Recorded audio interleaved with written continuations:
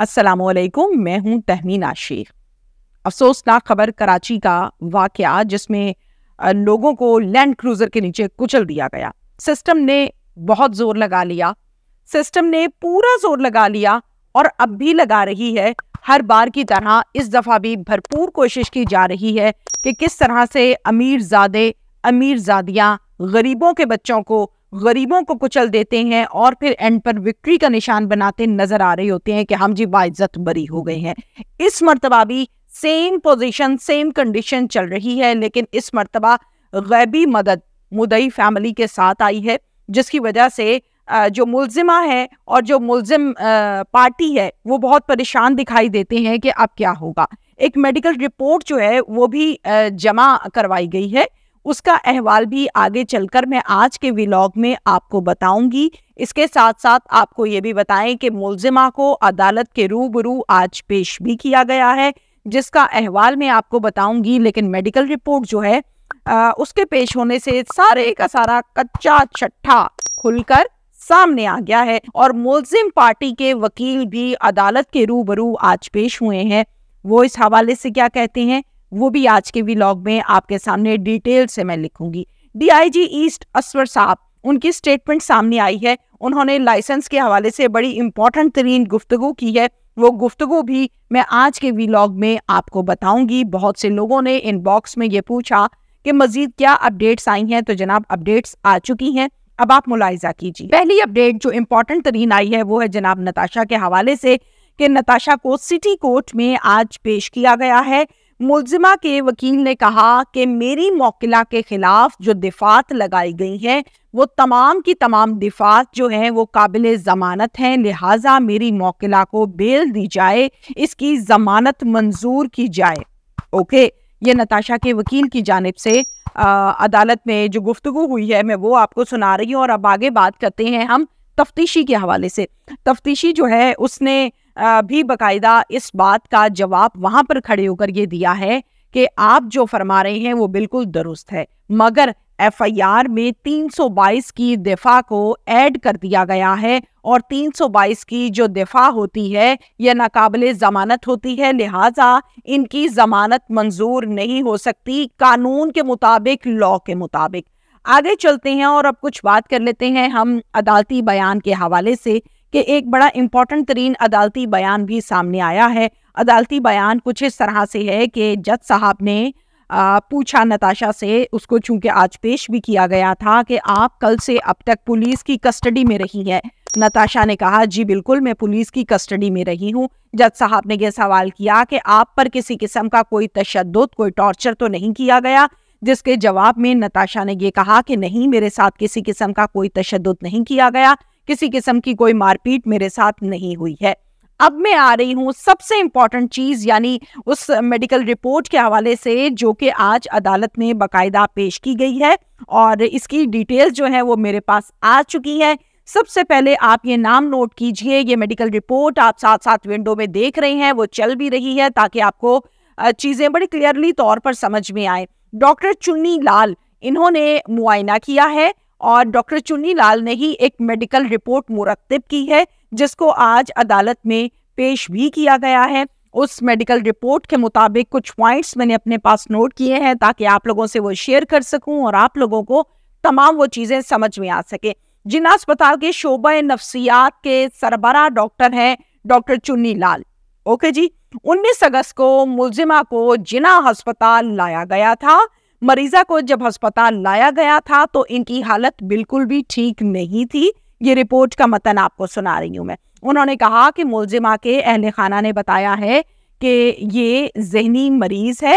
अहले खाना मरीजा के हवाले से कोई रिकॉर्ड भी मुझे पेश नहीं कर सके और ये कहा गया है कि आगा खान हॉस्पिटल जो कराची का हॉस्पिटल है वहां पर इसका पिछले 5 साल से इलाज जारी है। जिसके जवाब में डॉक्टर चुन्नीलाल ने ये पूछा कि अगर 5 साल से इसका इलाज जारी है तो फिर इस पेशेंट की मेडिकल हिस्ट्री होगी, आप मुझे मेडिकल हिस्ट्री इसकी दे दीजिए ताकि मैं इसको उस तरीके से ट्रीट करूं, इसका ट्रीटमेंट उस अंदाज में चले। जिस पर फैमिली की जानिब से किसी किस्म का कोई मेडिकल रिपोर्ट पेश नहीं किया गया اور ہم یہ بھی کہہ سکتے ہیں کہ یہ پیش نہیں کر سکے۔ سربراہ شعبہ نفسیات کا کہنا تھا کہ مریضہ نے اسپتال میں اپنے آپ کو نقصان پہنچانے کی کوشش بالکل بھی کوئی نہیں کی ہے، لہٰذا اب مریضہ کو اسپتال سے فارغ کر دیا گیا ہے۔ یہ ساری کی ساری ڈیٹیلز ہیں میڈیکل رپورٹ کی جو میں نے آپ کے سامنے یہاں پر سنائی ہیں، آپ لوگوں کو بتائی ہیں۔ اچھا، اگر 5 سال سے کسی بھی پیشنٹ کا علاج جاری ہو تو پھر اس کی ایک میڈیکل ہسٹری ہوتی ہے۔ آپ جب آگے جا کے کسی ڈاکٹر کو چیک کراتے ہیں تو سب سے پہلے آپ سے ڈاکٹر پوچھتا ہے کہ میڈیکل ہسٹری لے آئیں۔ اب یہ میڈیکل ہسٹری کسی قسم کی کوئی بھی پیش نہیں کر سکے۔ اچھا، تھوڑا سا آگے چلتے ہیں اور اس حوالے سے ہم بات کرتے ہیں کہ یہ ساری گفتگو سننے کے بعد، یہ سب کچھ ہونے کے بعد جو عدالت ہے انہوں نے اس ملزمہ کو جوڈیشل کر دیا ہے، جوڈیشل ریمانڈ پر بھیج دیا ہے، اور یہ بھی کہا ہے کہ آئندہ سماعت پر اس کا چلان بھی پیش کیا جائے۔ اس کے ساتھ ساتھ آپ کو میں یہ بھی بتاؤں کہ جو پولیس ہے انہوں نے 14 روزہ ریمانڈ کی درخواست کی کہ جج صاحب ہمیں 14 روزہ ریمانڈ دے دیجئے تاکہ ہم اس کیس پر اپنا ہوم ورک کر لیں اور آپ لوگوں کو مزید اس حوالے سے ڈیٹیل سے بتا دیں، لیکن جج صاحب نے کہا کہ 14 روزہ ریمانڈ نہیں، اس کو جوڈیشل ریمانڈ دیا جائے، جوڈیشل کر دیا جائے، اور ساتھ ساتھ یہ بھی کہا کہ ان کا چلان بھی پیش کرنے کا حکم دیا گیا ہے فوری طور پر۔ اس کے ساتھ ساتھ ہم جیسے کہ میں نے آپ کو اس ولاگ کے آغاز میں بتایا کہ ڈی آئی جی ایسٹ جو ہیں ان کی سٹیٹمنٹ سامنے آئی ہے جن کا نام اسفر صاحب ہے۔ اسفر صاحب فرماتے ہیں کہ لائسنس اس لڑکی نتاشا کا کسی قسم کا کوئی ڈیٹا، کوئی ہسٹری، کچھ بھی یہاں پر نہیں شو ہو رہا، یعنی اس کے پاس پاکستانی لائسنس نہیں ہے۔ اب اس پر وکیل نے یہ کہا کہ میری موکلہ کے پاس یو کے بیسڈ لائسنس ہے، مینز انٹرنیشنل ڈرائیونگ لائسنس موجود ہے، جو کہ وہ اب تک پیش نہیں کر سکے۔ آپ کو یاد ہوگا میں نے اپنے لاسٹ ولاگ میں یہ بتایا تھا کہ اگر تو انٹرنیشنل لائسنس موجود ہے تو وہ پھر جمع کرا دینا چاہیے، تو وہ پیش کیوں نہیں کر پا رہے؟ اب یہ ایک الگ منطق ہے جس پر میں نیکسٹ ولاگ میں آپ کو بتاؤں گی کہ وہ کون سی منطق ہے کہ آپ کے پاس لائسنس موجود ہے لیکن آپ جمع نہیں کرا رہے۔ اور یو کے کا جو لائسنس ہے وہ پاکستان میں اور اس کنڈیشن میں ویلڈ ہے یا نہیں ہے، اس پر ہم نیکسٹ ولاگ میں ڈیٹیل کے ساتھ بات کریں گے۔ اس کے ساتھ ساتھ جو ملزمہ ہے ان کے جو وکیل ہیں انہوں نے کہا ہے کہ 68,50,000 روپے کا یہ مچلکا بنتا ہے، اور 68,50,000 روپے کا مچلکا جمع کروانے کے لیے ہم بالکل تیار ہیں اور ہم اس کو جمع بھی کروائیں گے۔